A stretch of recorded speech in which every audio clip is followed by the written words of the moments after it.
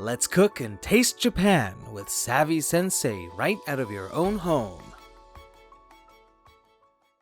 どうも、加藤直樹と申します。よろしくお願いします。今日はですね、刺身の、切り付けから盛り付け、そして魚のさばき方まで、説明させていただきたいと思います。よろしくお願いします。はい、それでは道具の説明をしていきたいと思います。まずはこちらまな板ですね。まな板、なるべく大きなものを用意していただくと作業しやすいかと思います。続きましてこちら包丁の方紹介したいと思います。まずこちらが、薄刃包丁ですね。主に野菜の皮を剥いたりかつらむきしたりそういったことに、使う包丁ですね。はい、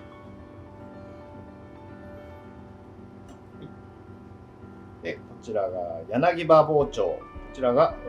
実際お刺身を切り身にしていくそういった包丁ですね。こちらが牛刀になります。こちらは、いろんな用途で使う包丁になります。こちらで野菜切ったりですとか、魚をさばいたりとかそういったことで使います。はい、次はこちらが出刃包丁ですね。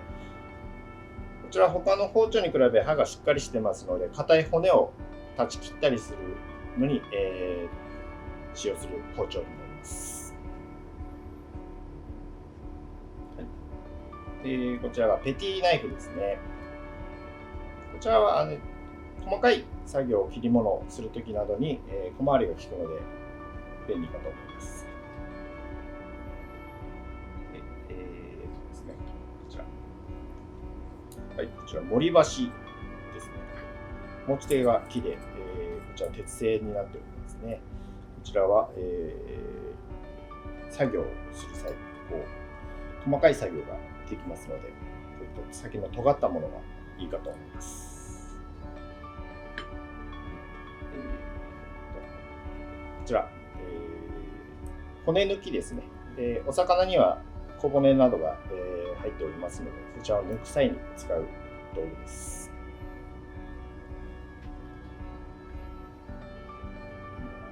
こちらですね。これが鱗引きですね。お魚の鱗を外すための道具です。こちらがアイスピックなんですけれども、こちら、今日はつぶ貝の方、用意しておりますので、そちらの貝を外す時の、道具ですね。こちらちょっと小さめのたわしと歯ブラシなんですけれども、お魚の血合いの部分を掃除する、内臓部分ですね。こちら掃除する際に使用する道具となっております。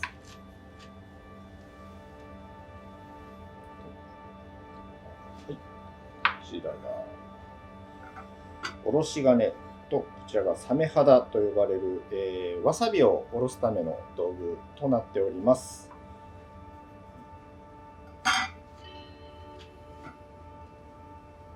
はい、こちらで道具の説明は以上となります。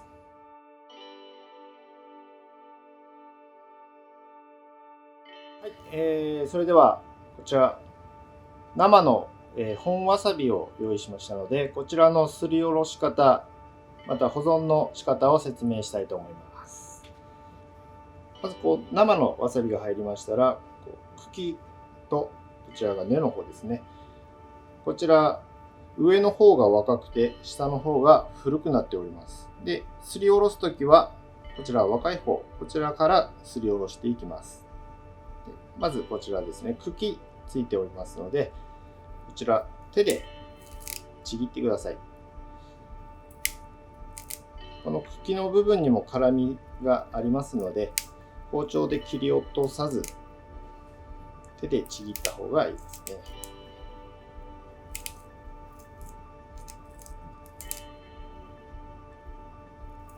またこの茎の部分なんですけど、こちらも捨てずに刻んで、お塩などであえて食べることができますので、取っておいてください。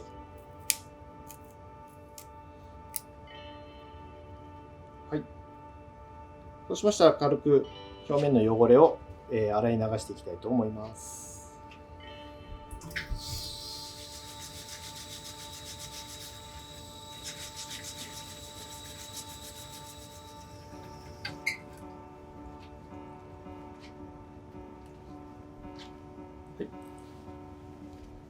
洗い終わりましたら軽く水気を拭き取って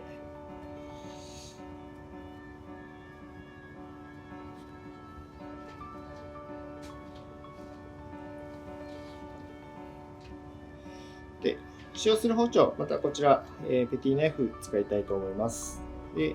この残った繊維ですね、こちらは包丁で切り落としていいと思いますので、余分な繊維は切り落として、で基本的には皮も一緒にすりおろしますので、剥きすぎないように包丁の峰を使ってこのゴツゴツした部分、こちらを落としていきます。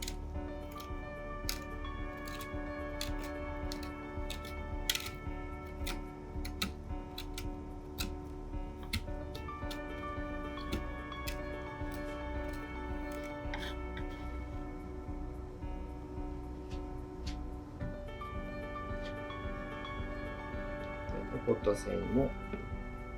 軽く落としておきます。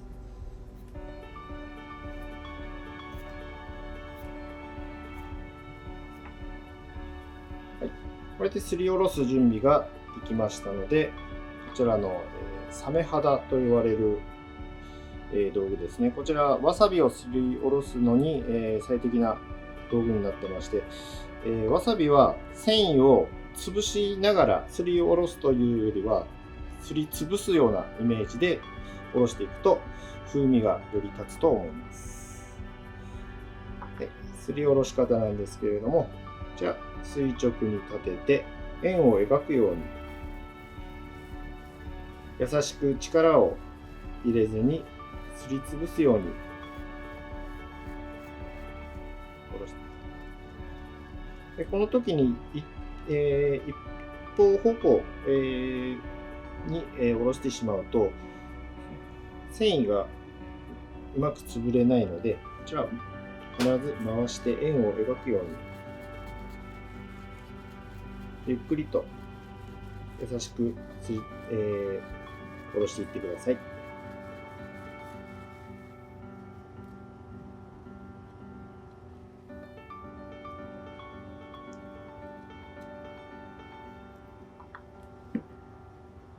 はい、このような感じで下ろせました。でわさびはすりおろしてから2分後ぐらいでだいたい辛さと、風味のピークがきまして、20分ぐらいでだんだん辛みが飛んでいく揮発性ですので、すりおろして2分後ぐらいに食べるように、してください。でなかなかサメ肌が手に入らないという方もいらっしゃると思いますので、そういった場合は、こういったおろし金でおろすこともできますが、さっきも言いましたように、繊維をすりつぶすようにおろすのがわさびを美味しく、いただくコツになりますので、なるべく目の細かいもので、さらにこういったクッキングシートを1枚挟んだ状態で、この状態で同じように、円を描くようにすりおろしていくといいかと思います。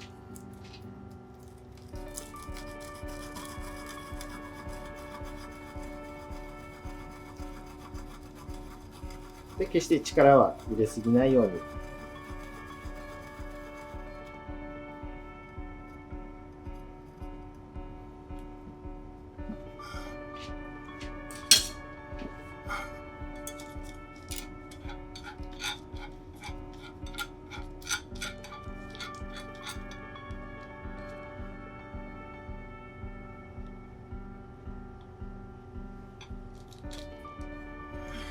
はい、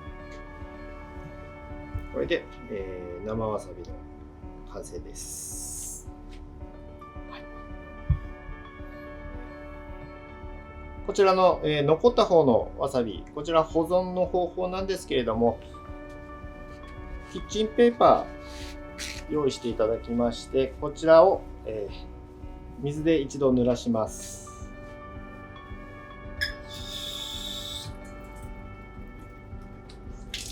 で軽く絞っていただいて、濡れたキッチンペーパーでくるんで、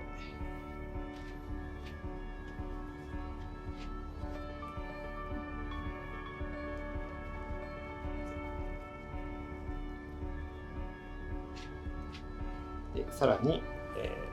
ラップでくるんで、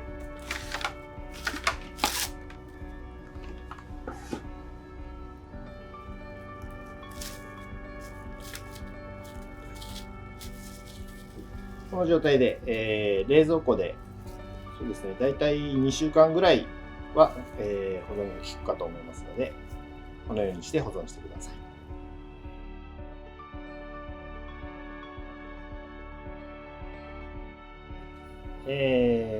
続きましてこちら、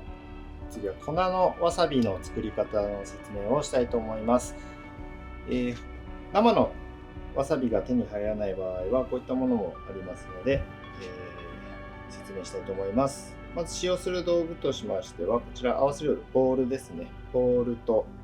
あとお水、こちらが 80cc と、こちら粉わさび、こちらが 50g ですね。混ぜる時のヘラとを用意してください。で、こちら粉のわさびなんですけれども、実際のわさびを粉末に、乾燥させて粉末にしたものなんですけれども、でこういう感じですね。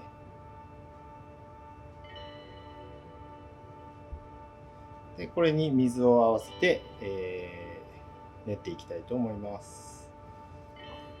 ボウルにこちら粉わさびを入れます。 50g ですね。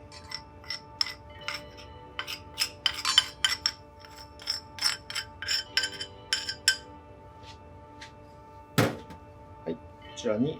水を入れます。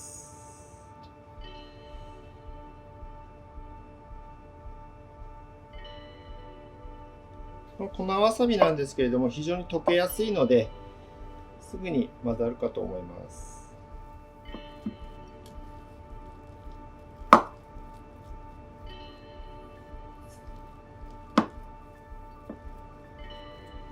全体に粉っぽさがなくなるまでよく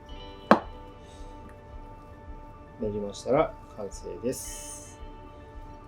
で生のわさびと、同じようにこちら、粉のわさびもですね、練ってからだいたい2分ぐらい経ってから、辛みが出てきますので、少し置いてから使用してください。できたわさびはまた密閉できる蓋付きのタッパーに入れて保存してください。どうしても使い切れない分などありましたら、冷凍保存もできますので、冷凍して、しまっておいてください。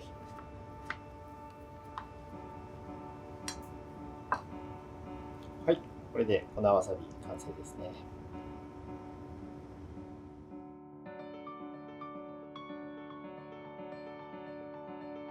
はい、続いてはこちらサーモンですね。こちらサーモンの、柵取りの仕方やっていきたいと思います。こちら半身の状態で、こちらカマと、ハラスとまだついた状態ですので、こちらを先に外していきます。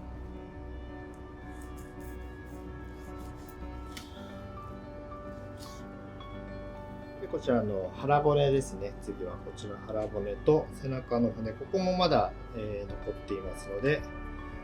外していきます。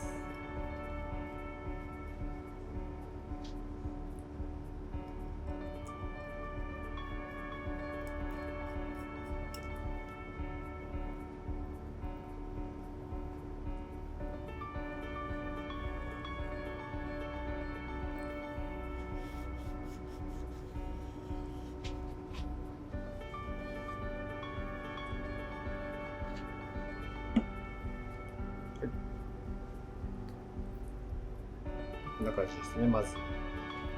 こについていた残っている骨を外します。で、こちら腹骨ですね。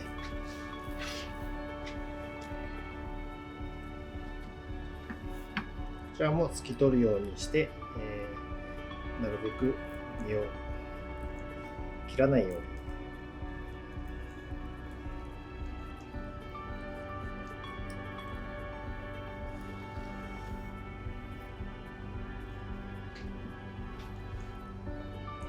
はい、こちらが、ハラスの部分ですね。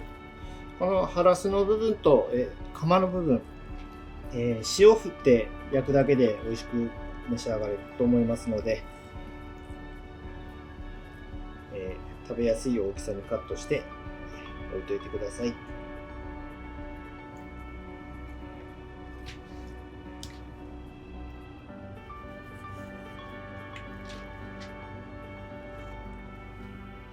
はい、次はですね、こちらですね、こちら、骨が入っていますので、こちらの骨抜きを使って抜いていきたいと思います。で、この入っている骨、指でなぞると分かると思うんですけれども、向きがこういう向きで入っていますので、それに逆らわないように同じ方向で抜いていきます。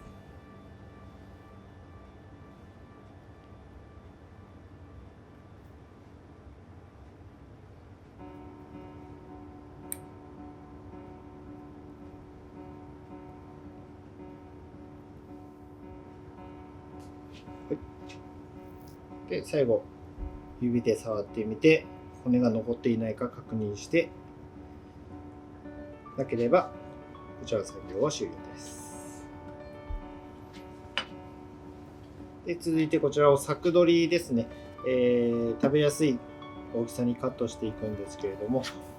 こちらは、皆さん、食べやすいようにやっていただいて構わないと思うんですが、今回はまず半分に落として、さらに尻尾の方、こちらも半分に落としていきます。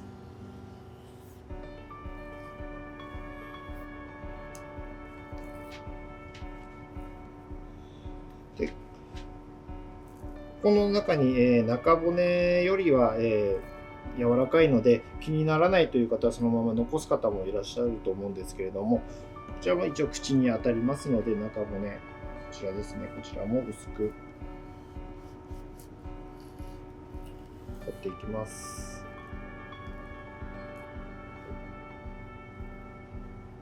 ここですね。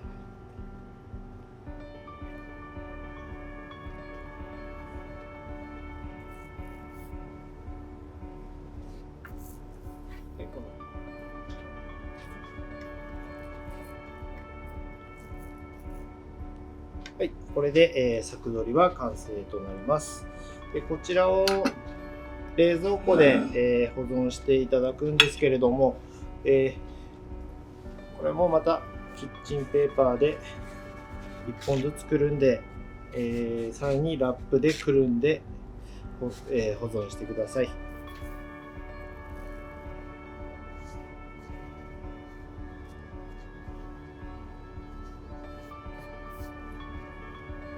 で、キッチンペーパーでくるむとき、しっかりと身についた状態でないと、意味がないので、なるべくしっかりと身に張り付くようにくるんでいってください。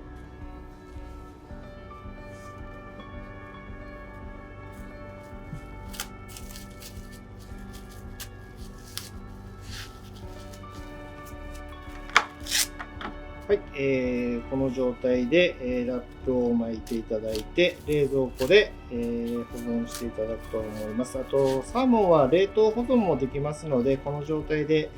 冷凍していただいても後にまた、お刺身で召し上がることが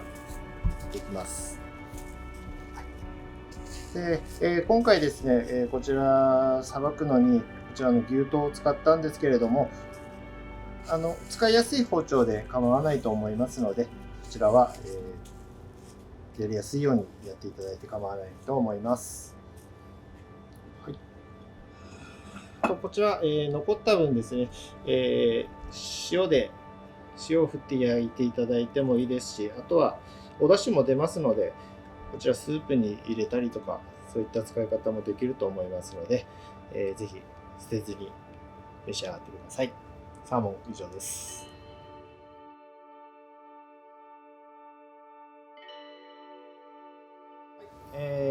それではこちらタイの姿作りですね。こちらをやっていきたいと思います。で、こちらのタイをですね、器にするんですけれども、頭と尾が上がった状態、頭と尾が上がった状態にして盛り付けていくんですけど、このまず頭を立てるための土台を作ります。こちら薄刃包丁を使いまして、大根ですね。大根で台を作ります。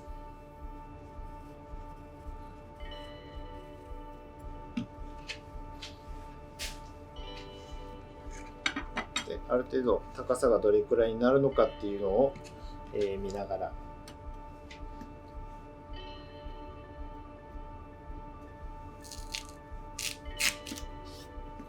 でこういった、竹串ですね、こちらを使って大根に刺していきます。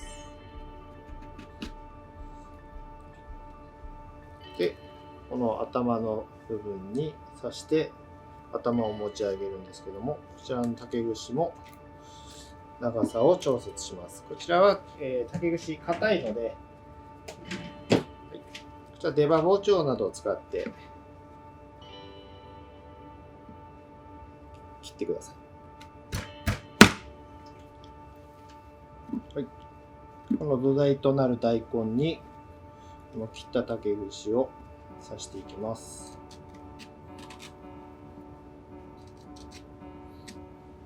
しっかり固定できるように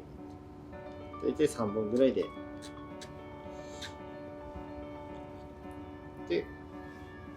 タイのこの部分ですね、この部分に刺していきます。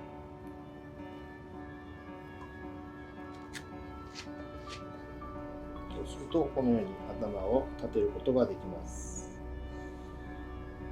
このヒレの部分ですね、こちらも垂れ下がっているよりはピンとなった方がいいと思いますので、このヒレの一番上の部分ですね、こちらを裂いてこのエラの中に入れます。そうするとこのヒレの部分がピンと立ちますので、上の部分、ここですね、ここを裂いてエラの中に入れます。はい、尻尾の方も大根の台を使って持ち上げることがあるんですけれども、今回はここはつまで軽く持ち上げるぐらいにしようと思います。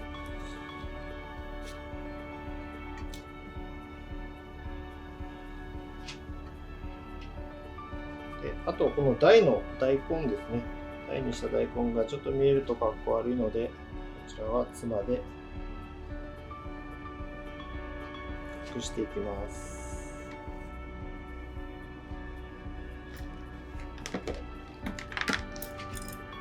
でこの身の上にも、切り身を乗せていきますので、つまを引いて、こういうことですね。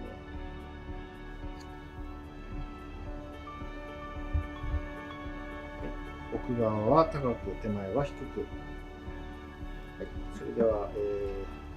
切っていきたいと思います。こちらで柳刃包丁を使いまして、皮目に切り込みを入れて、醤油ののりが良くなるように、あとは皮が食べやすくなるように切り込みを入れていきます。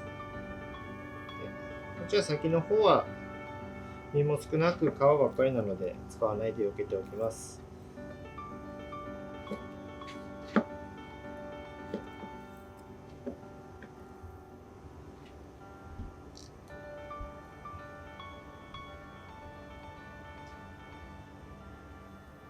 切り身が乗りましたので、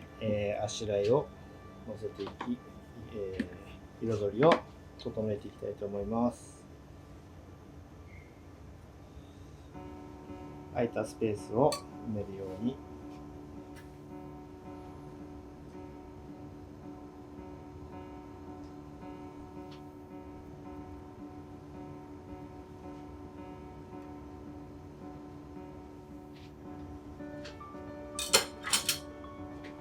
はい、こちらで、タイの姿作り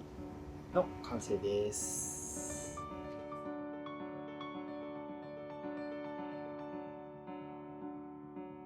はい、続きまして5種盛りですね。5種盛りをやっていきたいと思います。ちょっと大きな深いお皿なんですけれども、こちらとこういったざる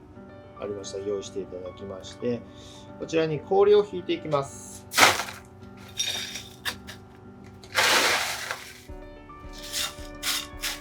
氷を引くことによってお刺身を冷やすっていう効果ももちろんあるんですけれども、夏暑い時期ですとか清涼感なども得られると思いますので、こういった氷もいいかと思います。あと器にですね、こういったお酒のマスなんですけれども、こういうのも使ってみたいと思います。ちょっと斜めになりますので、つまを引いて調整します。こういった笹なんかも引いてあげるといいかと思います。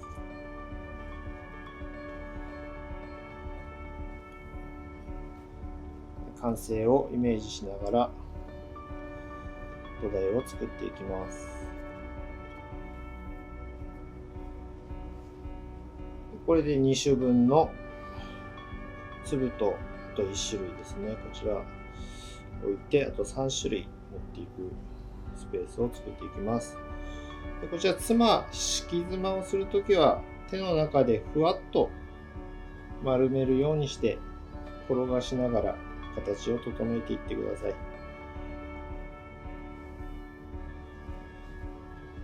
ちらに盛り付けていきたいと思います。でこの大葉もべちゃっと寝ちゃうよりはこう立てた方がかっこよく見えるので、立てて盛り付けるようにしてください。まずはこちらマグロから、切っていきます。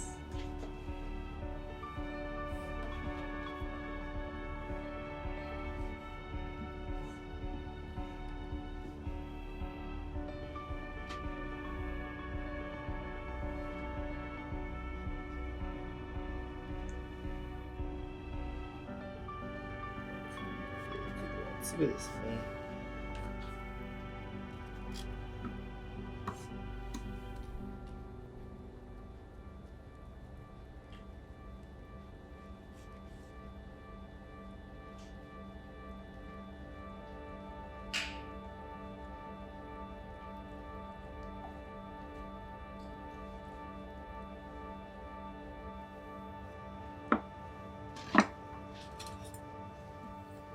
盛り付けていきます。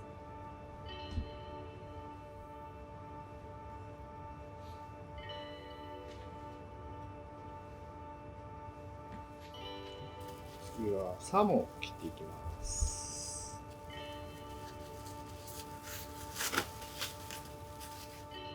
はい、こちらまだサーモンなんですけども、皮がついた状態ですので、こ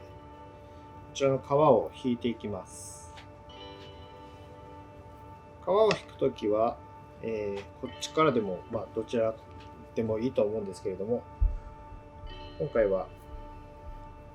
右側から引いていきたいと思います。で少し、包丁で、切れ目を入れまして、ここでまず押さえます。で包丁を皮目を、皮に滑らすようにまな板の上をまず進めていきます。でこの時皮は向こうに引っ張るようにして、やると綺麗に皮が引けると思います。こうですね。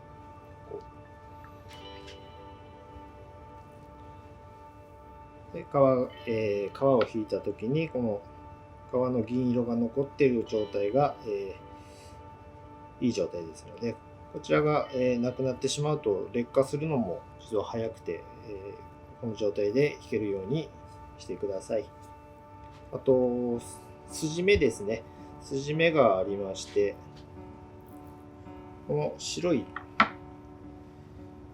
線、これが筋目になります。これに、断ち切るように垂直にですね、こう走ってますので、これを断ち切るように切っていくんですけども、こっち側から切るのか、こっち側から切るのかっていう問題なんですけども、この筋目がこっちから向こうに向かって流れているのがわかると思います。それを逆らって切ろうとすると身がほぐれてしまいますので、これは逆目と言いまして、こっちですね、こっち側から切るのが正解になります。こちらが、順目ですね。正しい目になります。でこの筋を断ち切るように切っていきます。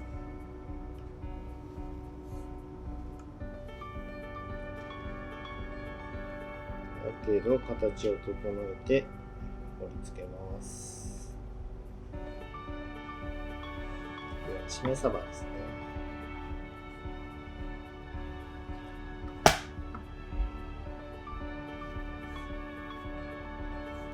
尻尾の方になるとだんだん狭くなってきますので、それに合わせて包丁も倒していく、もしくは厚みを出してだいたい同じグラム数になるように、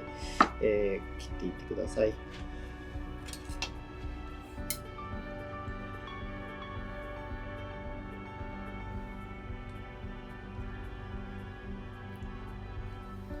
5種盛り、最後は鯛ですね。こちら、皮目に、霜降りしてありますので柔らかくはなってるんですけれども、まだ串に当たりますので、こちらもサバのように、切り込みを入れて食べやすい状態、そして油、醤油が乗りやすい状態にして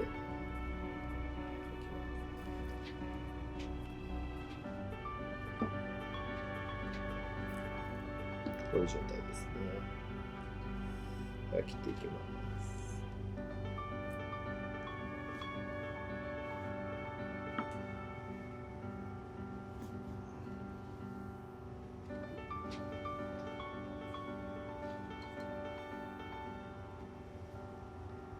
こういった大きなお皿に盛り付けるときですね、あまりこう変な空間が空いているとそれが違和感になってきますので、そういったものを埋めるような感じでこういったあしらいとかを乗せていくとまたいいかもしれないですね。